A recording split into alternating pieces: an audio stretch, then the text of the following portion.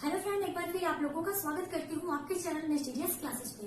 ठीक है, तो आज यहाँ पे बोर्ड पे आप देख पा रहे होंगे आज का जो टॉपिक है वो है कोहलबर्ग के नैतिक विकास के सिद्धांत की अन्य अवस्थाएं।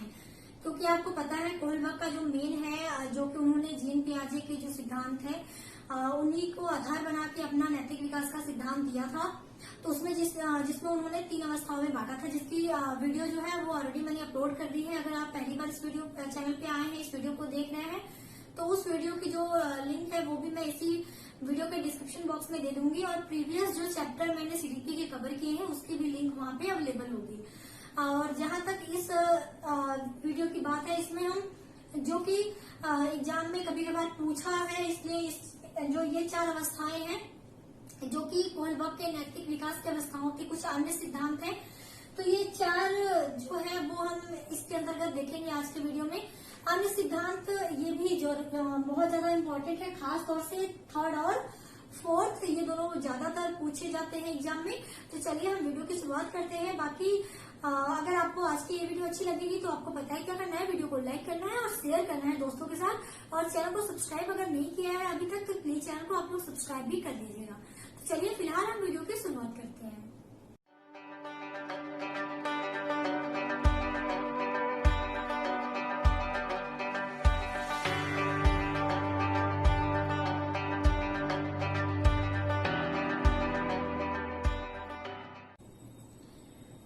तो चलिए देखते हैं क्या है कोहलबर्ग का जो अन्य अवस्थाएं हैं सिद्धांत के सिद्धांत के अंतर्गत क्या क्या उन्होंने दिया था।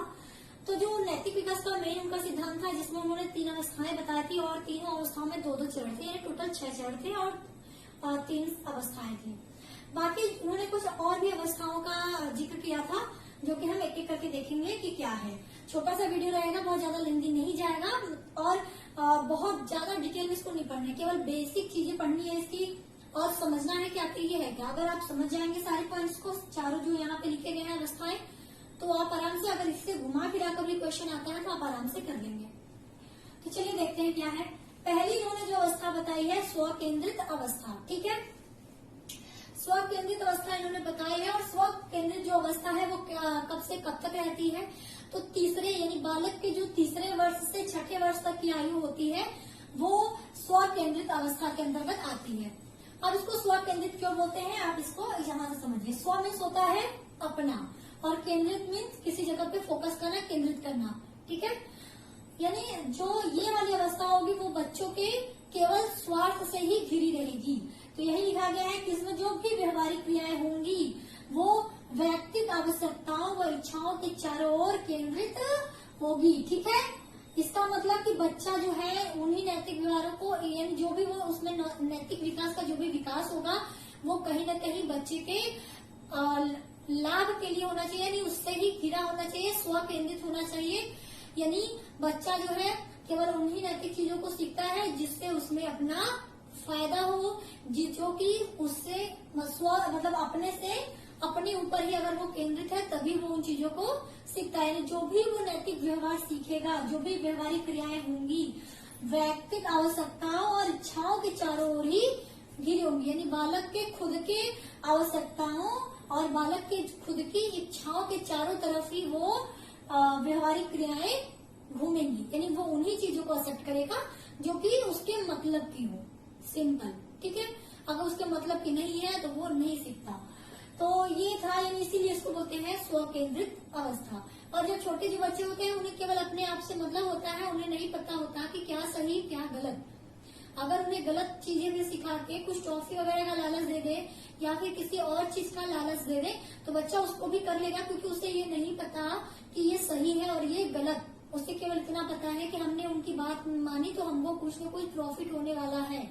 खुद की आवश्यकता वहाँ पे और खुद की इच्छा कहीं न कहीं उनकी पूरी हो रही है वो काम करने से, इसलिए वो वही व्यवहारिक क्रिया करेंगे जो उनकी आवश्यकताओं और उनकी इच्छाओं के चारों तरफ घूमती रहेंगी या फिर केंद्रित होंगी। ठीक है, चलो ये था स्व केंद्रित। अब बात करते हैं परंपराओं को धारण करने वाली अवस्था। परंपरा जो कि हमारे समाज में चलती रहती है, ठीक है, जो भी नियम कानून समाज में बनाए गए होते हैं उसी को हम लोग बोलते हैं परंपरा। ये कब से कब तक चलती है, तो जो 7वें वर्ष यानी 6 वर्ष तक तो यही रहता है। 7वें वर्ष से किशोरावस्था के प्रारंभिक काल में, तो इसको हम लोग ये भी कह सकते हैं 7 से 12 वर्ष, क्योंकि 12 वर्ष के बाद किशोरावस्था जो है वो स्टार्ट हो जाती है। तो ये जो अवस्था होगी परंपराओं को धारण करने वाली अवस्था, वो कैसे चलेगी? 7 से 12 वर्ष तक के जो बच्चे हैं वो इस अवस्था के अंतर्गत आएंगे। अब इसमें होता क्या है, मैंने कहा परंपरा, तो जो समाज बनाया रहता है, समाज के जो नियम कानून होते हैं जो समाज द्वारा बनाए गए होते हैं, उसी को हम लोग कहते हैं परंपराएं। तो इसमें क्या करता है, कुछ नियम रूल्स बने होते हैं हर समाज के, तो समाज के द्वारा बनाए गए नियम, परंपरा व मूल्यों को धारण करने वाली नैतिकता का विकास होता है। यानी बच्चा जो है उसमें उन्हीं नैतिक व्यवहारों का विकास होगा जो कि समाज द्वारा बनाए गए हैं नियम, चाहे परंपरा, चाहे कोई भी नैतिक मूल्य जो है जो कि समाज द्वारा बनाया गया है, बच्चा क्या करेगा? बच्चा उनको ही धारण करेगा। ठीक है, इसलिए इसमें कहा गया है कि बच्चा जो है वो समाज के द्वारा ही बनाए गए सारे नियमों को मानने लगता है। इस अवस्था के अंतर्गत उनको वो धारण करने लगता है। समाज के लोगों ने जो नियम बनाए हैं नैतिकता के, वो भी बच्चा क्या करता है इस अवस्था में उनको स्वीकार कर लेता है, उनको धारण कर लेता है। यानी बच्चा जो है वो पूरी तरह किसके ऊपर निर्भर रहता है? समाज के ऊपर। ठीक है, जो भी वो समाज में देखेगा वो उसी के अनुरूप नैतिक व्यवहार अपने अंदर धारण करेगा। जो भी समाज के अंतर्गत नियम बने होंगे, कानून बने होंगे, जो भी समाज के अंतर्गत परंपराएं चल रही होंगी, ठीक है, वो सारी जो चीजें हैं वो इस अवस्था में वो क्या करता है? धारण करता है।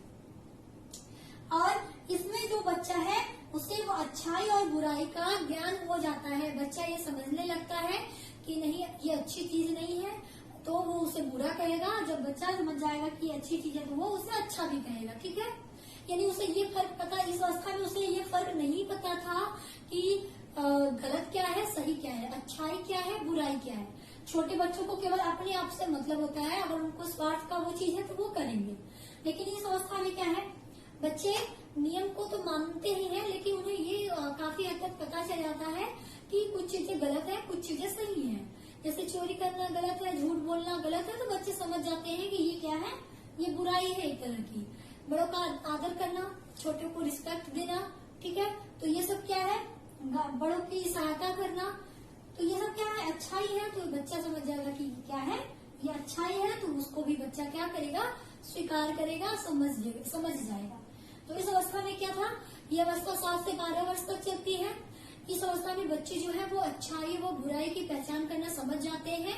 इसके अलावा बच्चा जो है, क्योंकि परंपराओं को धारण करने वाली बात कही गई है इसमें, तो अगर बच्चा, क्योंकि सबको पता है कि हम कहाँ रहते हैं, हम एक समाज के अंतर्गत रहते हैं और यही समाज हमको हमेशा कुछ न कुछ सिखाता रहता है। समाज के अंतर्गत ही कुछ नियम बने होते हैं, कुछ परंपराएं बनी होती हैं और समाज के द्वारा ही इन्हीं नियम, इन्हीं परंपराओं को हम क्या करते हैं? धारण करते हैं। और समाज के द्वारा जो भी नैतिक चीजें हमको सिखाई जाती है, तो वो सब हम क्या करते हैं? उन्हीं नैतिकता का जो हम अपने अंदर विकास करते हैं। ठीक है, तो ये वाली अवस्था हमारी कंप्लीट हो गई। ये अवस्था पूरी तरह समाज के नियमों के अंतर्गत घूमती रहती है। ठीक है, अब बात करते हैं इन दोनों की। ये और ये जो है वो इम्पोर्टेंट है। ठीक है, ये और ये क्या है? इम्पोर्टेंट है। तो अब देख लेते हैं आधारहीन आत्मचेतना अवस्था क्या है और आधार युक्त आत्मचेतना अवस्था क्या है।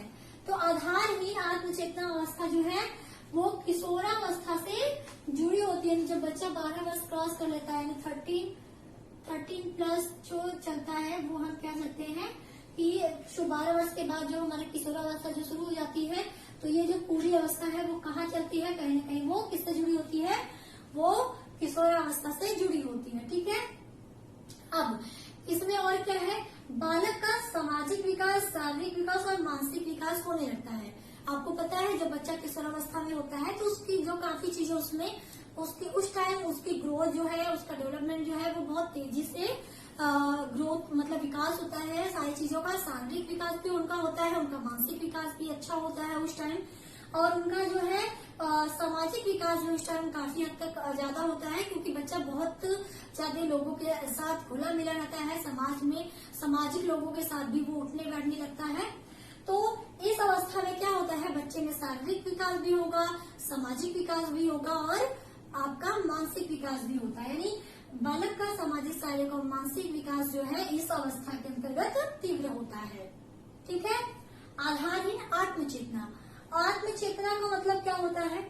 आत्मचेतना का मतलब आत्म मीन्स खुद, चेतना का मतलब परखना। यानी जब हम सोचने समझने लगते हैं, यानी बच्चा जब आत्मचेतना करने का मतलब बस यही है कि बच्चा जब किशोरावस्था के दौरान, उसकी जो उम्र है वो किशोरावस्था में होती है, तो वो क्या करता है, वो अगर कोई भी चीज अगर वो देखता है या फिर कोई भी चीज वो करता है, तो वो क्या करता है उस टाइम, वो उन चीजों को पहले सोचता है कि क्या ये जो मैं कर रहा हूँ क्या ये सही है, क्या ये जो वो कर रहा है क्या वो सही कर रहा है या गलत कर रहा है।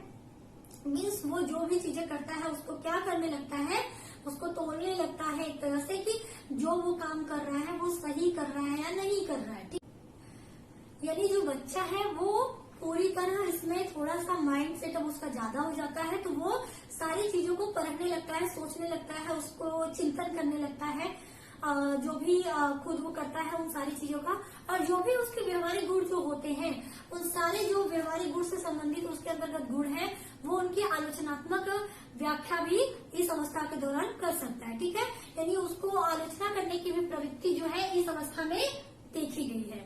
आलोचनात्मक जो दृष्टिकोण है इस अवस्था में पाया जाता है। ठीक है। अब बात करते हैं लास्ट हमारा आधार युक्त आत्मचेतना अवस्था। तो इसमें तो देखा आपने कि आत्मचेतना की शुरुआत हो जाती है। ठीक है। यानी बच्चा जो है वो इसमें अब सोचना समझना जो है वो शुरू कर चुका होता है।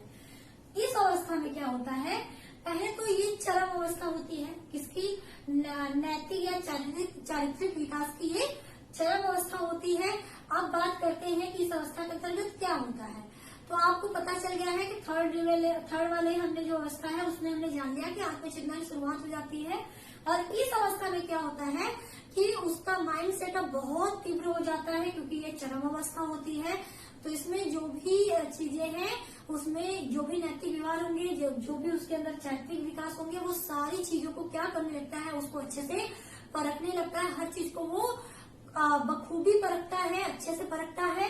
और इसमें जो है वो किसी भी जो भी उसके पास कार्य होंगे या फिर जो भी चीजें वो देखता रहेगा, उस आसपास जो भी चीजें होंगी वो उनके बारे में सोचने समझने की जो क्षमता है वो भी शुरू कर चुका होता है इस अवस्था के अंतर्गत। मीन्स बच्चा जो है वो सोच समझकर ही किसी भी व्यवहार या किसी भी आचरण को अगर उसे अपने अंदर ग्रहण करना है, तो पहले जैसे अगर हमको कोई चीज बता दिया, जैसे बचपन में क्या होता है, हमको बता दिया जाता है कि ये नहीं करना चाहिए, गलत है, तो वो हम मान लेते हैं।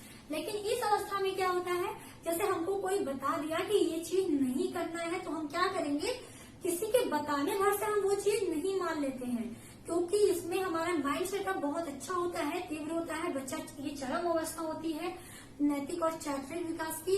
तो बच्चा क्या करता है, बच्चा उन जो भी उसे व्यवहारिक चीजें सिखाई जाती हैं, जो किसी दूसरे से वो सुनता है, वो उसके बारे में डीपली सोचता है, गहराई से चिंतन करता है, मनन करता है। फिर अगर उसे लगता है कि नहीं, उसने जो कहा वो सही है और मेरे अनुसार भी वो चीज सही है, तो बच्चा क्या करेगा, फिर उस चीज को अपने अंदर ग्रहण करेगा। तो यही लिखा गया है कि सोच समझकर ही वो व्यवहार, वो आचरण को अपने व्यक्तित्व, जो उसके अंदर व्यक्तित्व, जो उसका खुद का व्यक्तित्व, ठीक है, अपने व्यक्तित्व गुणों में धारण करता है। ठीक है। यानी इसमें इस अवस्था में बच्चा जो है वो किसी के कहने मात्र से ही किसी व्यवहार को अपने अंदर नहीं ग्रहण करता, बल्कि उस पर वो चिंतन मनन करता है, सोचता है, समझता है।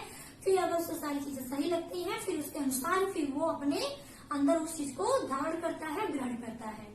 और मैंने कहा इसमें जो है, जब हम सोचना समझना, मैंने यहाँ पे बोला, तो सोचने समझने में क्या चीज होती है, मानसिक क्षमता। तो इसीलिए इसमें जो है मानसिक शक्तियों का जो है वो उचित प्रयोग होता है। यानी इसमें जो बच्चा है उसकी मानसिक क्षमता जो है इसमें बहुत ज्यादा काम करती है, यानी वो सोचता समझता इस संस्था के अंतर्गत ज्यादा है। तो ये था कंप्लीट। ये मैंने इसलिए बताया था क्योंकि ये दोनों में से क्वेश्चन पूछ चुका है आपके सीटेट के एग्जाम में, और उम्मीद करती हूँ कि अब इसमें आपको कोई प्रॉब्लम नहीं होगी। ज्यादा आपको बहुत डिटेल में नहीं पढ़ना है। अगर आप समझ जाए कि किस अवस्था में क्या होता है, तो इससे घुमा फिरा कर भी क्वेश्चन अगर पूछेगा तो आप आराम से कर लेंगे। अब हमारे लगभग 5 चैप्टर जो है वो कंप्लीट होने वाले हैं। केवल एक टॉपिक और बचा है जो जीन पियाजे का अन्य जो सिद्धांत था वो हमारा, तो उसको अगर हम कंप्लीट कर लेते हैं तो हमारा 5 चैप्टर जो है सीडीपी का वो टोटल कंप्लीट हो जाएगा। 21 चैप्टर है, तो लेकिन 5 चैप्टर के बाद मैंने कहा था मैं टेस्ट लूंगी, तो अगर आपने वीडियो अभी तक नहीं देखी है सारी तो उसको देख लीजिए। फिर हम जो इम्पोर्टेंट क्वेश्चन है जो कि एग्जाम में बार बार पूछे जाते हैं उससे रिलेटेड हम उन क्वेश्चन पे बात करेंगे। तो अभी के लिए फिलहाल इतना ही था। वीडियो पसंद आई हो तो आपको पता है क्या करना है, वीडियो को लाइक करना है और शेयर करना है अपने दोस्तों के साथ। बाकी चैनल को सब्सक्राइब अगर आपने नहीं किया तो चैनल को सब्सक्राइब भी करना है। तो thank you so much video को देखने के लिए। मिलते हूँ आपके साथ नेक्स्ट वीडियो में, तब तक के लिए आप लोग अपना ख्याल रखिए। टेक केयर, बाय बाय, जय हिंद।